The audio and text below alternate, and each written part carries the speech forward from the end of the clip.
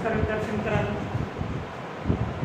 आज आपण खूप दिवसानंतर ऑनलाईन स्टडी करणार आहोत, ऑनलाईन अभ्यास करणार आहोत.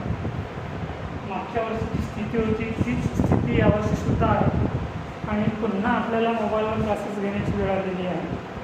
तरी विद्यार्थ्यांना जे काही अभ्यासक्रमासंबंधी व्हिडिओ तुम्हाला आम्ही पाठवतो आहे, यूट्यूबवर पाठवतो आहे, कॉलेजच्या ग्रुपवर पाठवतो आहे, ते तुम्ही आवर्जून बघा आणि त्याचे नोट्स तुम्ही आपल्याकडे घेऊन घ्या. खूप महत्त्वाचं अभ्यासक्रम आम्ही शिकवणार आहोत, कारण की ऑफलाईन क्लासेस घेणं शक्य नाही आहे सध्याच्या काळात. म्हणून ऑनलाईन क्लासेस घेणं खूप गरजेचं आहे, जेणेकरून तुमचं नुकसान होता कामा नये. तर आज आपण बीकॉम थर्ड इयर सत्र 5वे म्हणजे 5वं सेमिस्टर या संबंधी आपला जो सब्जेक्ट आहे कास्ट अकाउंट परिव्यय लेखांकन या पुस्तकातील आपण आज पहिल्या युनिटची सुरुवात करणार आहोत आणि पहिल्या उदाहरणाची सुरुवात करणार आहोत. तर जो काही अभ्यासक्रम होता, सिलेबस होता आणि जे काही कास्ट सीट आणि टेंडर या संदर्भात जो आपण शिकणार आहोत, तर याचं फॉर्मॅट आणि फॉर्म्युला मी तुम्हाला ग्रुपवर पाठविलेला आहे आणि तुम्ही ते आपल्याकडे लिहिले असाल अशी माझी खात्री आहे. मी तुम्हाला सांगितलं होतं ग्रुपवर की ते तुम्ही तुमच्याकडे लिहून घ्या. त्याच्यातलं आज आपण पहिला उदाहरण क्रमांक पहिला खूप महत्त्वाचं बघा विद्यार्थ्यांना, खूप महत्त्वाचे उदाहरण आहे. सुरुवातीचे जरी तुम्ही काळजीपूर्वक ऐकले, व्हिडिओ पाहिले तर तुम्हाला खूप सोपं वाटेल. म्हणून मी तुम्हाला वारंवार सांगतो आहे की जे काही व्हिडिओ आम्ही तुम्हाला पाठवतो आहे ग्रुपवर ते तुम्ही पहा, अभ्यासा आणि त्याच्या नोट्स लिहा. तुम्ही आपल्या वहीमध्ये लिहून काढा. तर मी तुम्हाला पहिला युनिट जो आहे आपण कॉस्ट शीट पहिलं क्रमांकाचे युनिट आहे. तर याच्यावरील जे काही फॉर्मॅट आहे फॉर्म्युले आहेत आणि जो सिलेबस आहे कॉस्ट शीट, तर तो मी तुम्हाला ग्रुपवर ऑलरेडी पाठवलेला आहे. आता आपण यानंतर स्पेशली व्हिडिओ प्रत्येक उदाहरणाचा एक व्हिडिओ अशा प्रकारे बनवून मी तुम्हाला यूट्यूबवर उपलब्ध करून देणार आहोत. तुम्ही यूट्यूबवर सर्च करा माझं नाव, तर तो तुम्हाला व्हिडिओ भेटतील. तर आज बघूया आपण उदाहरण क्रमांक 1. बघा, आधी तुमच्यासमोर मी उदाहरणाचं वाचन करतो आहे. जर कोणी लिहिलं नसेल तर त्यांना हा एक चान्स आहे. Problem number 1.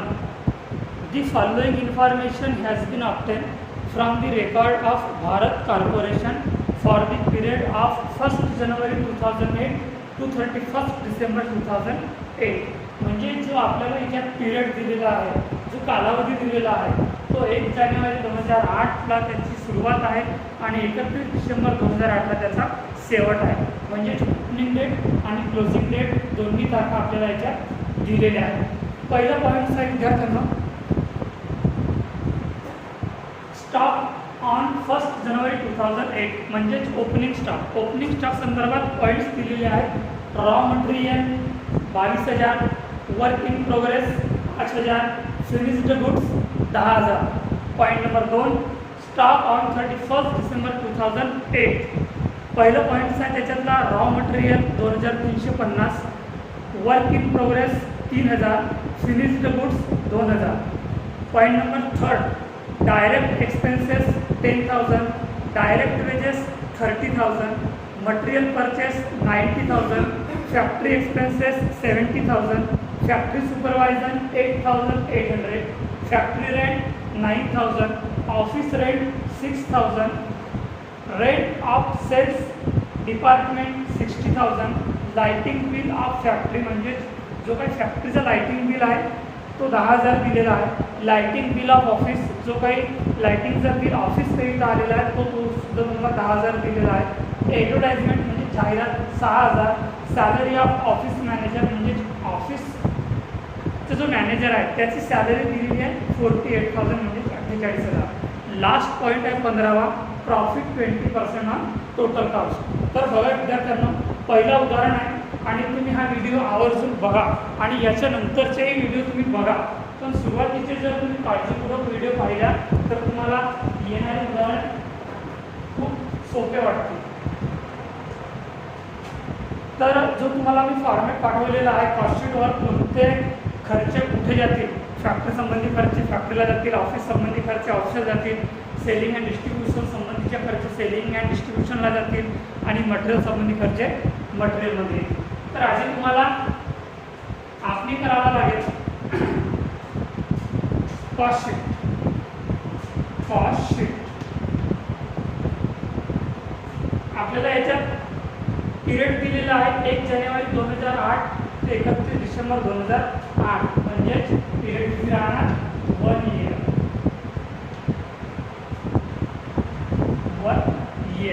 याची आखणी करायची बघा, कशा प्रकारे आखणी करायची.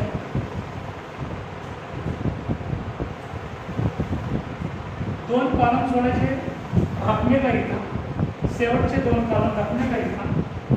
नंतर एक मोठा कॉलम तयार करायचा, तो पर्टिक्युलर्स करिता राहणार आहे आणि त्याची आखणी तुम्हाला अशा प्रकारे करायची आहे.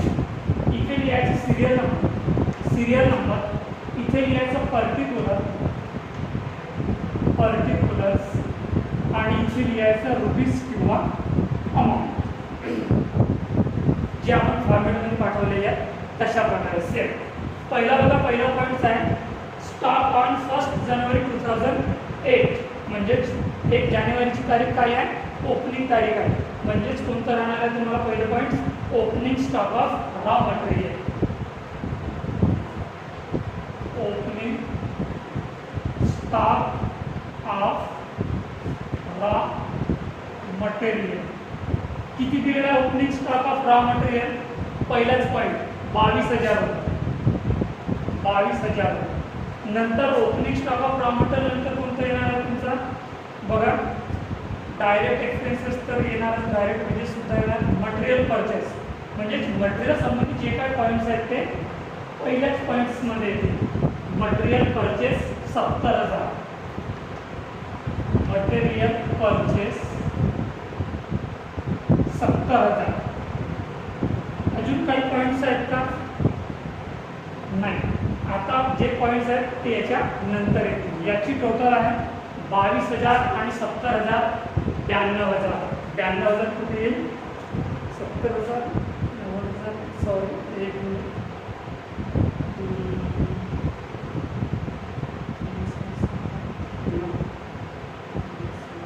सॉरी 70,000 नाही आहे 90,000 आहे. तर 90,000 आणि 22,000 किती होणार, 1,12,000. 1,12,000 नंतर काय येणार आहे याच्यात minus closing stock of raw material, minus closing stock of raw material, minus closing stock of raw material किती दिलेलं आहे 2,350. तर 1,12,000 मधून 2,350 मायनस करा. 1,12,000 मधून मायनस 2,350 किती उरतील, 1,09,650. 1,09,650 हा काय राहणार आहे तुमचा कन्झ्युम्ड मटेरियल.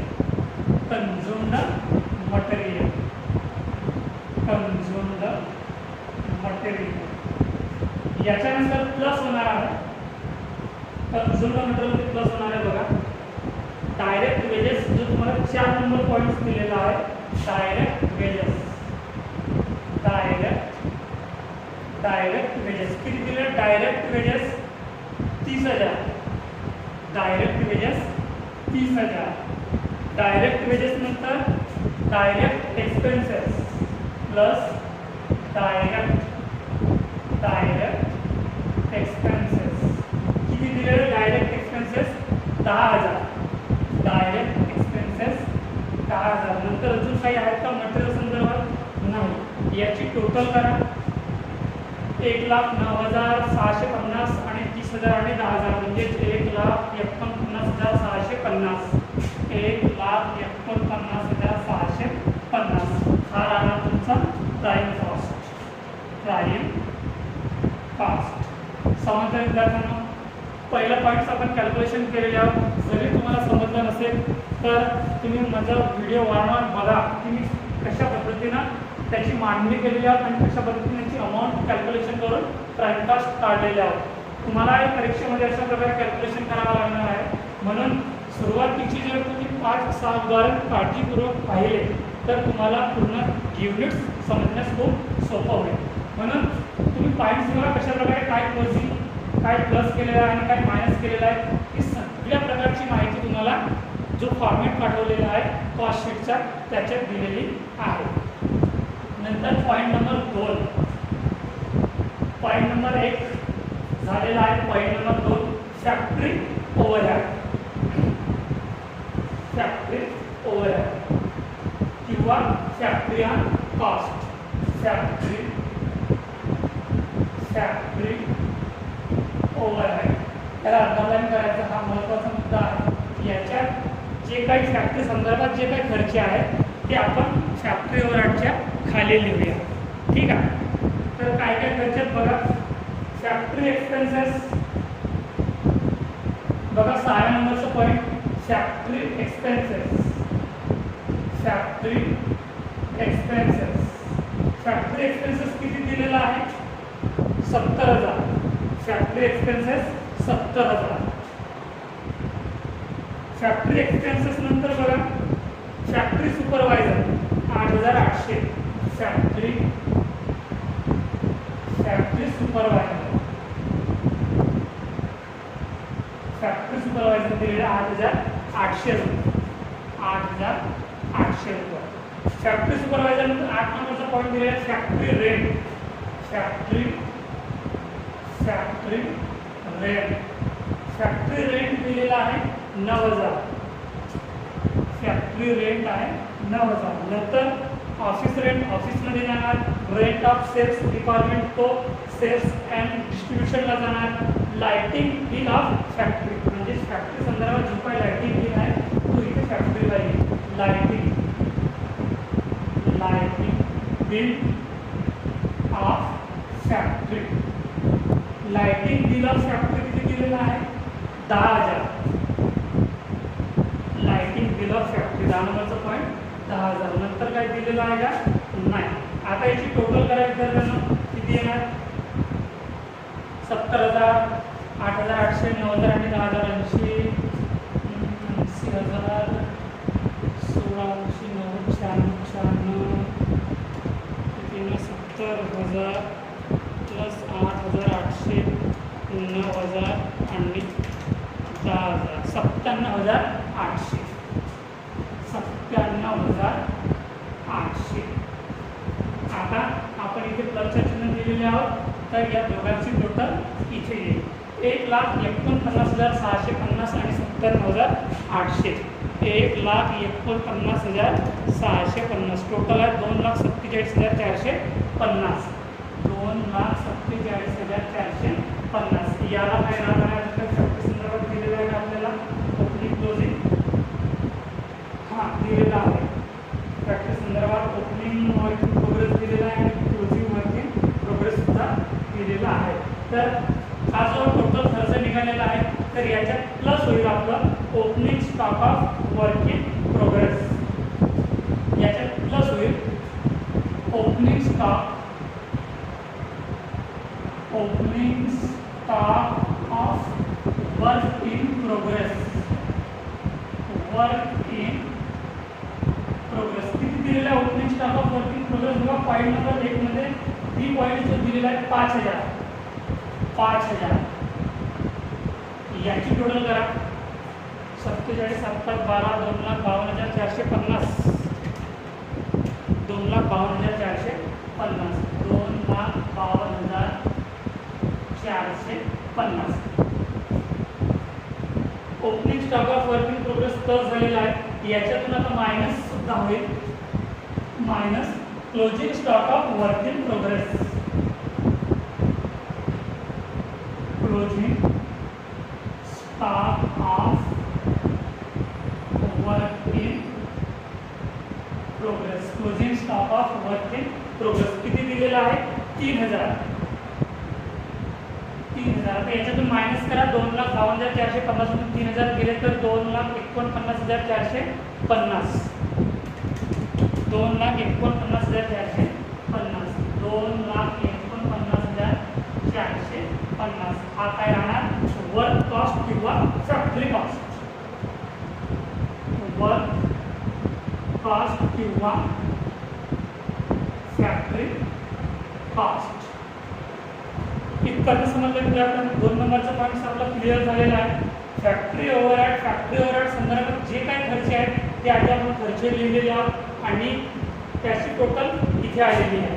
त्या टोटलमधून आपल्याला ओपनिंग जर उदाहरणार्थ ओपनिंग वर्किंग प्रोग्रेस संदर्भात खर्च दिला असेल तर तो खर्च प्लस होईल आणि क्लोजिंग संदर्भात जर खर्च असेल तर तो मायनस होईल. याची जेव्हा मायनस या टोटलमधून प्लस झाली 5,000 आणि या फायनल टोटलमधून ही 3,000 मायनस झाले. उरलेली टोटल जी काय आहे 2,49,450 हा काय राहणार आहे वर्क कॉस्ट किंवा फॅक्टरी कॉस्ट. म्हणजे एकूण कॉस्ट फॅक्टरी संदर्भात किंवा वर्क संदर्भात एवढी आलेली आहे. नंतर पॉईंट नंबर 3 मी बाजूला लिहितो आहे जागा अपुरी असल्यामुळे.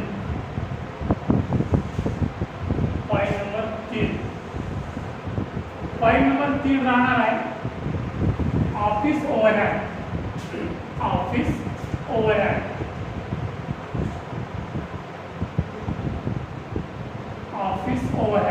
ज्या पद्धतीने आपण वर्क ओव्हरहेड कॅल्क्युलेशन केलेलं त्याच पद्धतीने आपल्याला ऑफिस ओव्हरहेड सुद्धा कॅल्क्युलेशन करायचं आहे.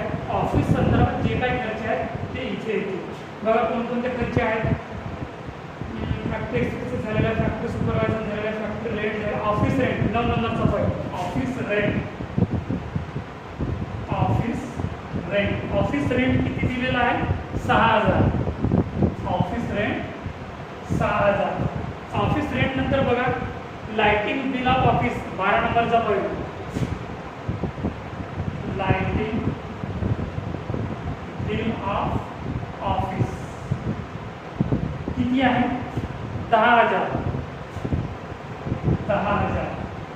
नंतर बघा ॲडव्हर्टाइजमेंट ऑफिसमध्ये येणार आहे salary of office manager. Salary of office manager किती दिलेलं सॅलरी ऑफ ऑफिस मॅनेजर 48,000. 48,000. अजून काय उरलेलं आहे का बघा 48,000 नंतर अजून काय उरलेलं आहे का ऑफिस संदर्भात खर्च.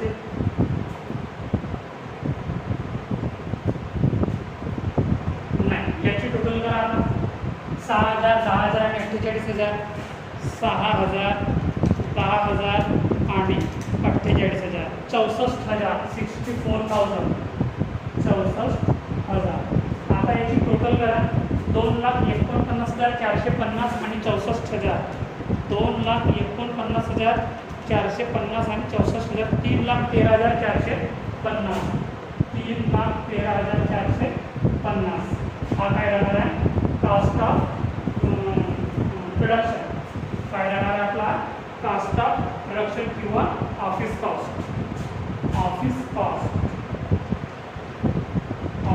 किंवा प्रोडक्शन कॉस्ट. जसं फॅक्टरी संदर्भातले जे काही खर्च आले तर त्याला आपण फॅक्टरी कॉस्ट किंवा वर्क कॉस्ट नाव दिलेले आहोत. त्याच पद्धतीने आपल्याला ऑफिस ओव्हरहेड संदर्भात जे काही खर्च येतील त्याला ऑफिस कॉस्ट किंवा प्रोडक्शन कॉस्ट असं नाव देता येईल. नंतर बघा याच्यात सुद्धा प्लस होईल कारण याच्यात opening stock of finished goods सुद्धा दिलेला आहे आणि closing stock of finished goods सुद्धा दिलेला आहे. ज्या पद्धतीने फॅक्टरी संदर्भात ओपनिंग दिलेला आहे वर्क इन प्रोग्रेस आणि क्लोजिंग दिलेलं आहे फॅक्टरी संदर्भात त्याच पद्धतीने इथं ऑफिस संदर्भात ओपनिंगही दिलेलं आहे आणि क्लोजिंग सुद्धा दिलेलं आहे. तर याच्यात प्लस होईल opening stock of finished goods. Opening stock of finished goods किती दिलेलं opening stock of finished goods 10,000. याची टोटल करा 3,23,450. याच्यामधून मायनस होईल minus closing stock of finished goods. किती दिलेले आहे closing stock of finished goods 2,000. तर 3,23,450 मधून 2,000 मायनस कराल तर किती होतील? 2,22,000 आणि 21,450. Sorry 3,23,450 minus 2,000, 3,21,450. 3,21,450 हा काय येणार आहे तुमचा? कास्ट ऑफ प्रोडक्शन किंवा cost of goods sold. Cost of good sold. याच्यानंतर शेवटचा पॉईंट उरतो आहे 4थ्या नंबरचा point, selling and distribution expenses. Selling and distribution expenses. Selling and distribution expenses. Selling and distribution expenses संदर्भात बघा काय काय दिलेलं आहे. ॲडव्हर्टाइजमेंट, जाहिरातीचा खर्च. ॲडव्हर्टाइजमेंट किती दिलेला आहे? 6,000. ॲडव्हर्टाइजमेंट 6,000. नंतर rent of sales department. Rent of sales department. Rent of sales department किती दिलेला आहे? 60,000. 60,000. याची टोटल का बघा, 6,000 आणि 60,000 66,000. 66,000. आता याची टोटल करा, 3,21,450 आणि 66,000. 3,87,450. 3,87,450 हा काय राहणार आहे आपला? Total cost. काय राहणार आहे आपला? Total cost. Total caste. Total caste नंतर आपल्याला बघा एक शेवटचा पॉईंट दिलेला आहे 20% प्रॉफिट. 20% on total caste. तर याच्यात आपल्याला 20% आपल्याला प्रॉफिट काढावं लागेल. 3,87,450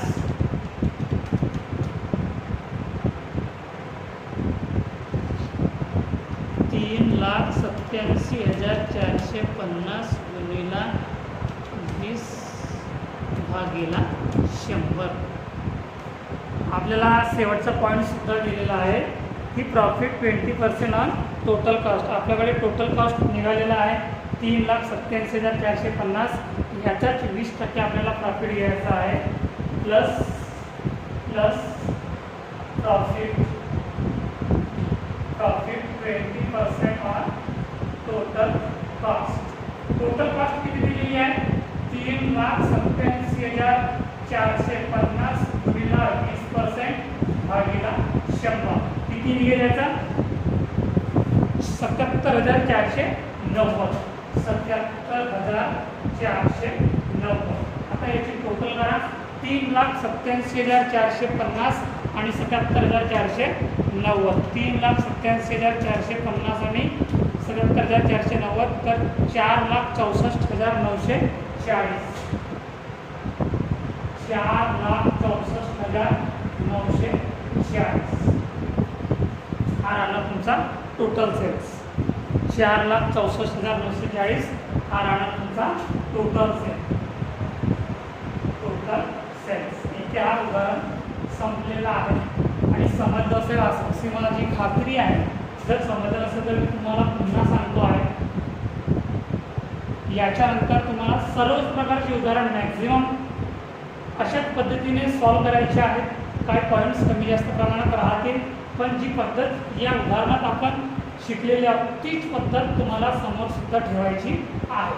काही बदल करायची गरज नाही आहे. पहिलं पॉईंट राहणार आहे तुमचा कन्झ्युम्ड मटेरियल.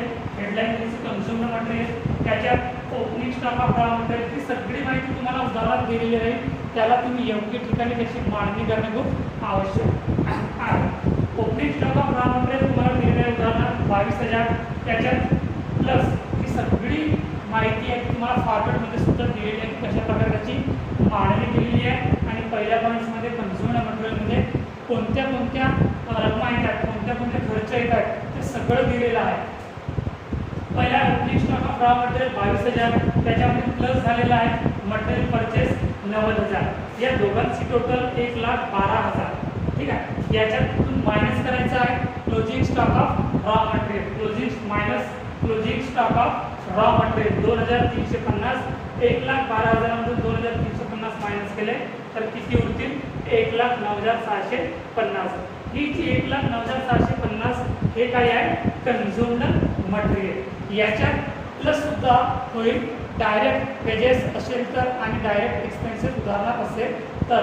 दोन्ही एक्सपेन्सेस म्हणजे दोन्ही खर्च उदाहरणार्थ दिलेले आहेत. डायरेक्ट वेजेस तुम्हाला दिलेला आहे 30,000 आणि डायरेक्ट एक्सपेन्सेस दिलेला आहे 10,000.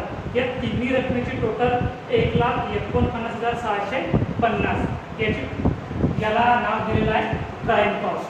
पहिला पॉईंट इथे संपला. दुसरा पॉईंट राहणार विद्यार्थ्यांना फॅक्टरी ओव्हरहेड, म्हणजे फॅक्टरी संदर्भात कारखान्या संदर्भात जे काही खर्च आहेत ते फॅक्टरी ओव्हरहेडमध्ये येणार आहेत. मग ते कोणत्याच प्रकारचा खर्च का असणार, आपण फॅक्टरी संदर्भात असेल तर फॅक्टरी एक्सपेन्सेसमध्ये जाणार आहे.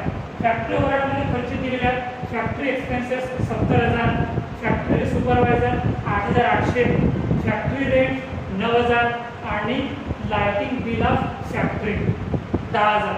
या चारही रकमेची टोटल आहे 97,800.